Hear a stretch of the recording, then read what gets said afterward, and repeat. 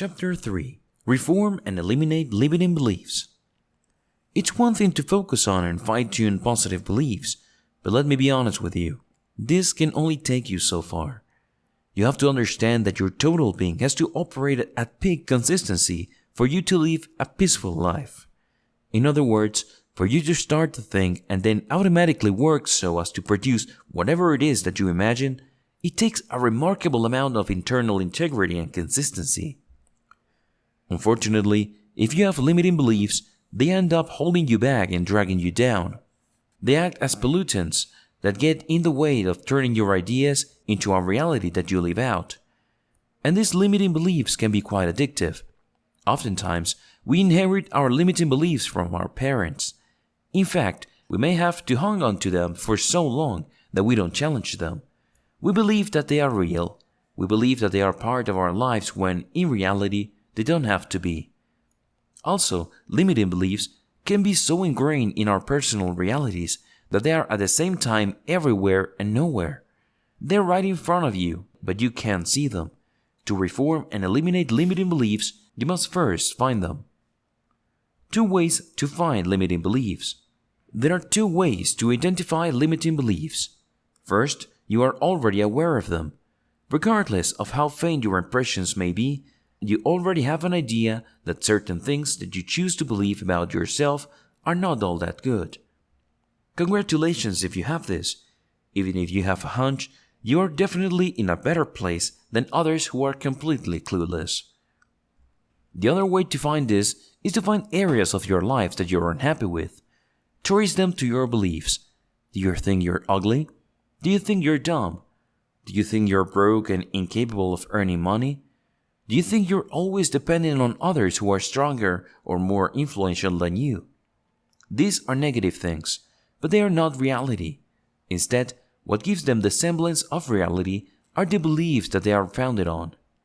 Start with areas of your life that you're unhappy or frustrated with, and trace these to certain beliefs.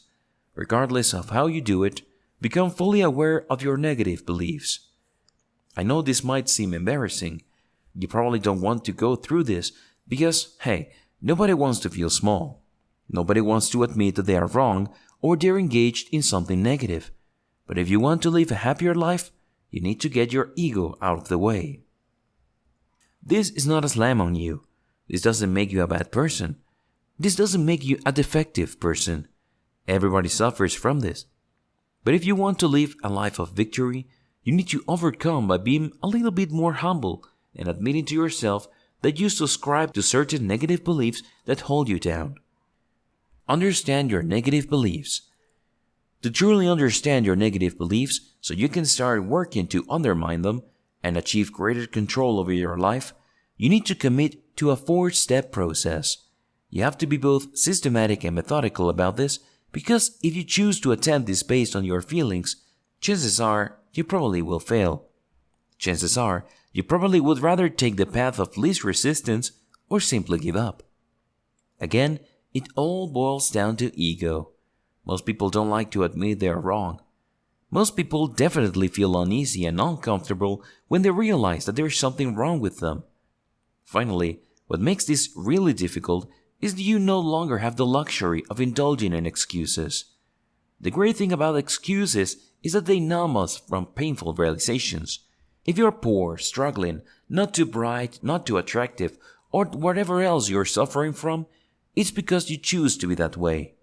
I know, that's an unwelcome conclusion, but that's reality. And when you go through this 4-step process, you realize the power of your choice. It can be quite disconcerting and troubling to a lot of people because we like to believe that our reality chose us, not the other way around. This is why it's so comforting to have all these excuses at our disposal. Well, if you want to truly understand your negative beliefs, you have to let go of the emotional and psychological crutch of excuses. These have to be things of the past. Are you ready to take the 4 steps? Let's go. Step number 1. Be clear on your negative beliefs. At this point, you should have some level of clarity regarding the things that you believe about yourself that routinely hold you back. Now, you're turning to turn the spotlight on these negative beliefs and tightly define them. What is it exactly that you believe about yourself? How does this hold you back? Is there an alternative reality? Is there an alternative reading to your situation?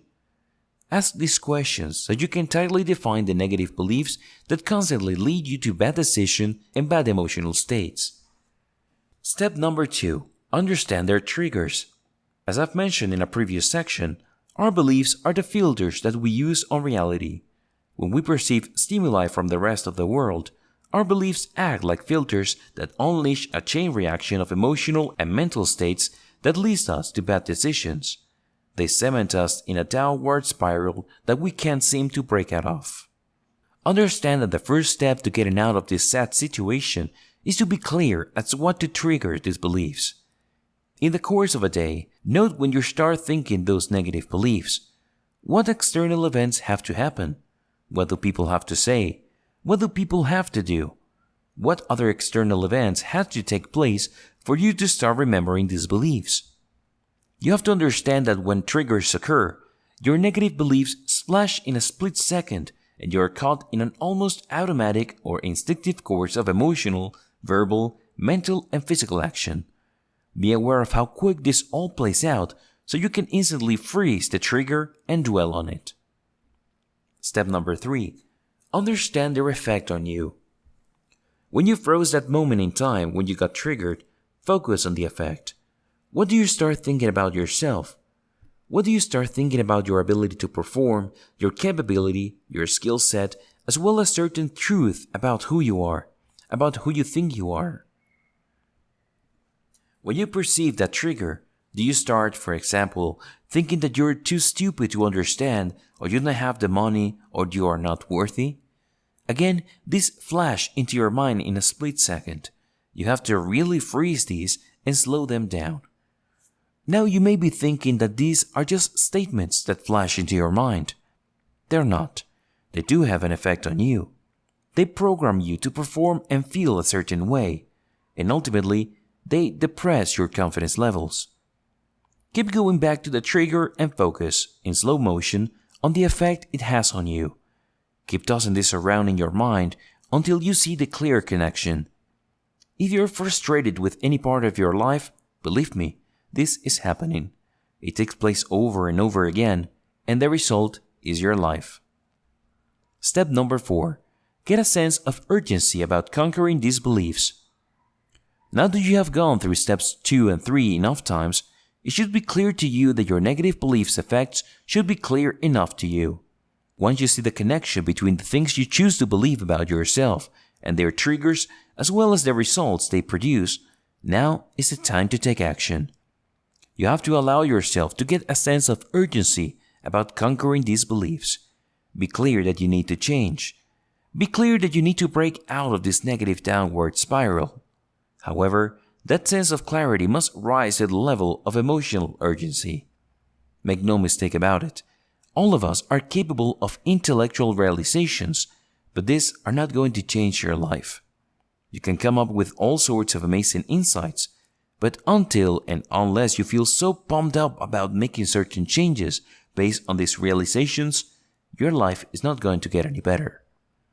Focus on getting a sense of urgency about conquering these negative beliefs that hold you back and drag you down. Conquer negative beliefs. Now comes the good stuff.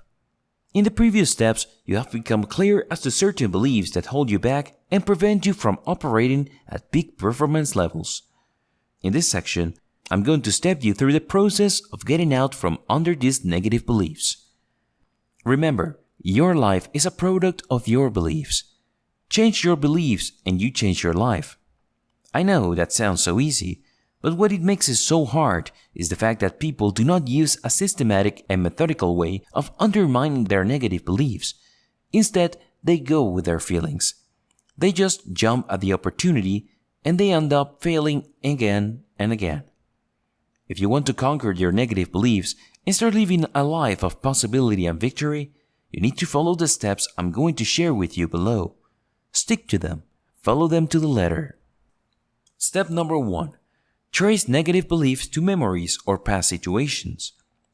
Let's get one thing clear here.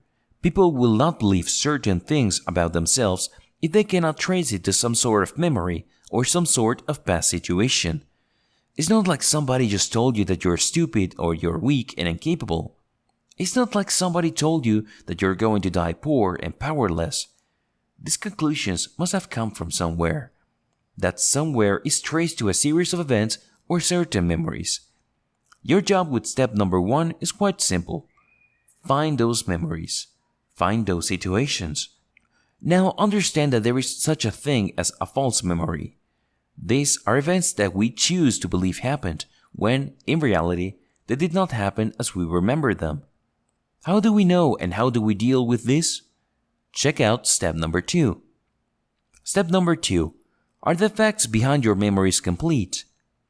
This is the most basic question you need to ask yourself, because if you believe that you are afraid of taking a risk because you got burned before, maybe the facts behind your recollection are incomplete. Maybe you jumped to the wrong conclusions.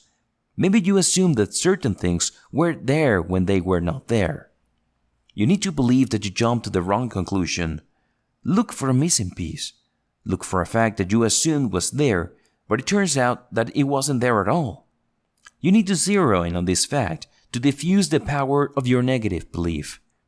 For example, when you were growing up, your father may have called you an idiot once, but you hung on to this negative memory and assumed that you always thought that you were stupid, dumb, and will not amount to much. Now, think back to the time when he called you an idiot. Was he talking about you, or he was saying something instinctively? Was he reacting? Do you see how it works? It turns out, oftentimes, that people who love you would say certain things out of place and out of character. In fact, you may have even jumped to the wrong conclusion because they may have been referring to something else. Whatever the case may be, believe this to diffuse and dilute your negative belief. Stop assuming that certain things are present when, in reality, they may have been missing. For example, if you were in a junior high school and this very pretty blonde girl that you've always liked turned around and, in your general direction, said you're ugly or called you an ape, you may have carried this negative belief with you for the rest of your life. You may even have suffered from low self-esteem because of this. What if it turned out that she wasn't referring to you, but the guy behind you, or she was referring to something else?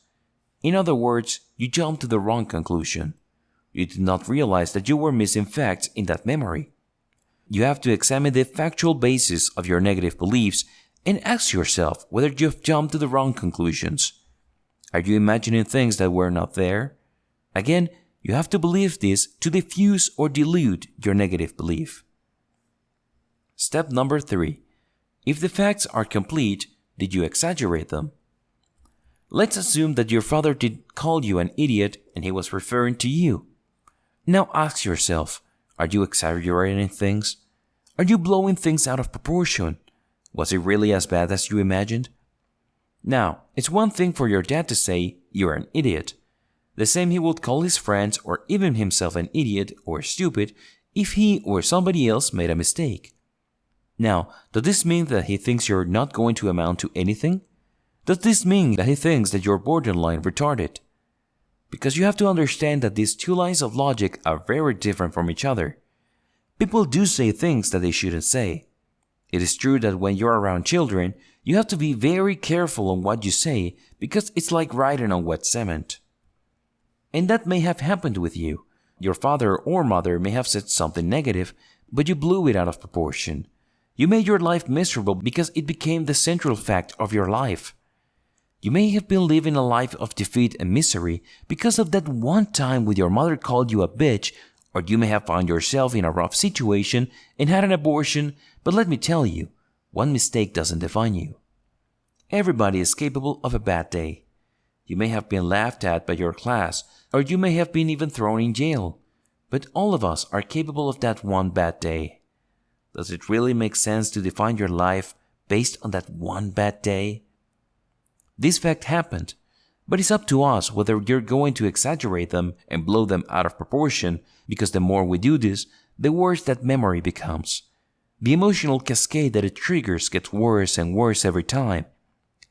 Stop exaggerating your failings in life because, believe me, All of us have failings. If you're really honest with yourself, those bad memories are not really as bad as you imagine them to be. You have to believe all of this so as to diffuse and dilute your negative belief. Yes, your mother or father called you an idiot, but it's not what you think it is. It doesn't justify you automatically concluding that you're not going to amount to much in life or you're completely and totally worthless. Step number 4. If the facts are complete, did you overreact? Now, understand that there is a big difference between overreacting and exaggerating. I know they may seem identical in certain situations. In fact, a lot of people think they're one and the same. They're not. When you exaggerate a fact, you blow it out of proportion. When you overreact, you read into the fact all sorts of things you shouldn't be reading into it. Take control of your reaction right here, right now. Even if it's true that your father called you an idiot, it doesn't mean that you should overreact and assume that you think you're worthless, and even worse, assume that you are worthless. Stop overreacting. Take control of your reaction to these past events right here, right now. Because if you don't, your negative beliefs will continue to erode your confidence. It will continue to eat away at you, and you will be unable to live a life in a way that ensures you perform at peak levels. Step number 5. Imagine if you did not have these limiting beliefs. Regardless of whether you take step 2, step 3, or step 4, focus on the negative impact of your limiting belief. Put it another way, imagine how much happier and powerful you would feel if you did not have these limiting beliefs. Imagine all the things that you could have done with your life if you did not have to carry that heavy weight. Focus on your confidence levels. Realize that your level of confidence is due to what you choose to believe about yourself.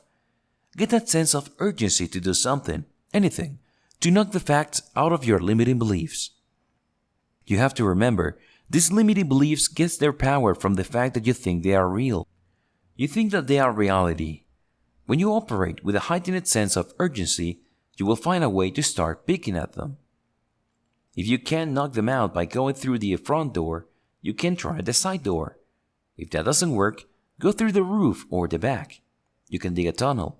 Whatever it is, do not give up, because with sustained effort, you will be able to pick apart these facts and come up with a view that enables you to neutralize the power of your negative beliefs.